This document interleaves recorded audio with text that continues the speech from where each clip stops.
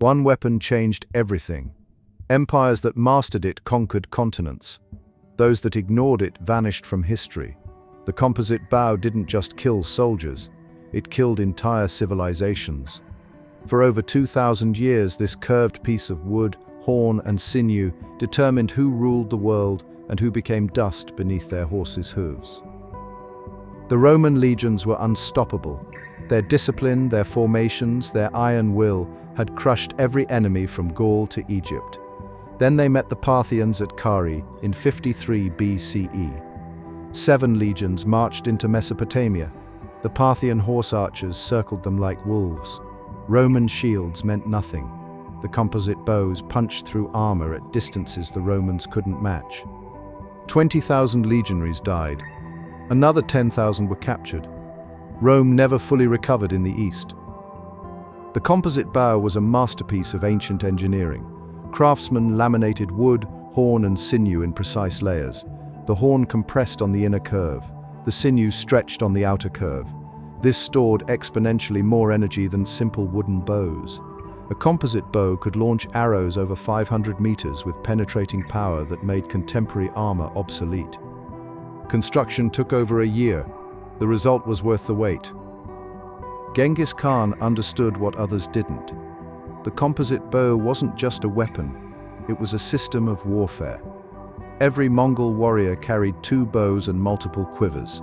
They could shoot accurately at full gallop. They never needed to close for melee combat. The Mongols destroyed armies 10 times their size without ever engaging in direct combat. Cities that took centuries to build burned in days. The composite bow killed more people in the 13th century than any weapon before gunpowder. When the Huns arrived in Europe around 370 CE, they brought terror on horseback. Their composite bows outranged every weapon the Germanic tribes and Romans possessed. The Huns didn't fight like Europeans expected. They attacked, retreated, and killed from distances that made retaliation impossible. The Gothic tribes fled westward in panic, crashing into Roman borders. The migration crisis that followed destabilized the Western Roman Empire. The Huns never conquered Rome directly. They didn't need to. European powers struggled to adopt the composite bow despite witnessing its effectiveness. The weapon required specific materials: horn from water buffalo or cattle, sinew from deer or cattle tendons. The humid European climate degraded the glue binding the layers. European craftsmen lacked the generational knowledge that steppe peoples possessed. Most critically, the composite bow required cavalry archery tactics that contradicted European feudal military traditions. Europe chose heavy cavalry and crossbows instead. This choice cost them dearly against steppe invaders for centuries. The Ottoman Turks perfected composite bow technology to its ultimate form. Their bows achieved ranges exceeding 800 meters in competition shoots. Ottoman Sipahi cavalry combined composite bows with firearms, creating hybrid tactics that dominated battlefields. At the Battle of Nicopolis in 1396, Ottoman archers destroyed a Crusader army. At Mohatz in 1526, they shattered the Kingdom of Hungary.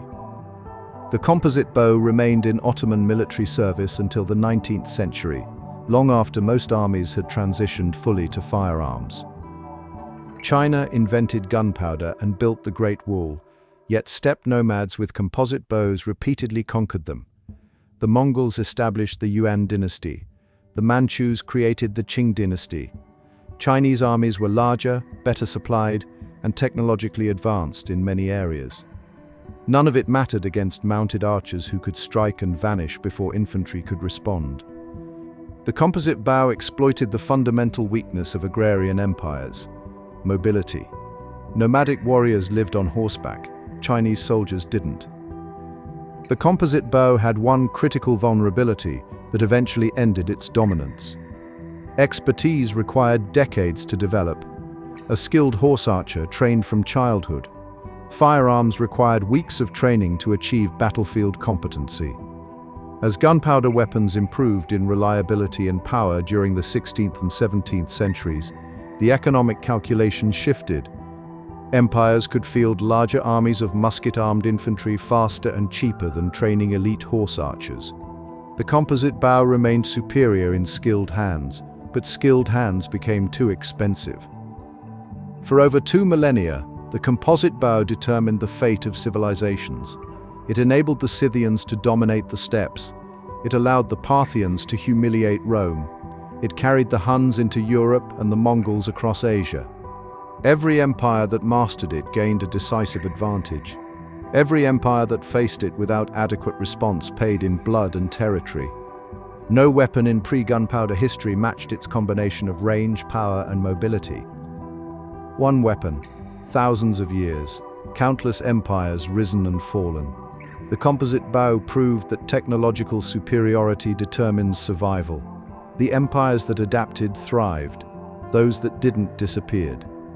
If this changed how you see ancient warfare, subscribe for more hidden history that explains our world. The next video reveals another technology that quietly shaped civilization.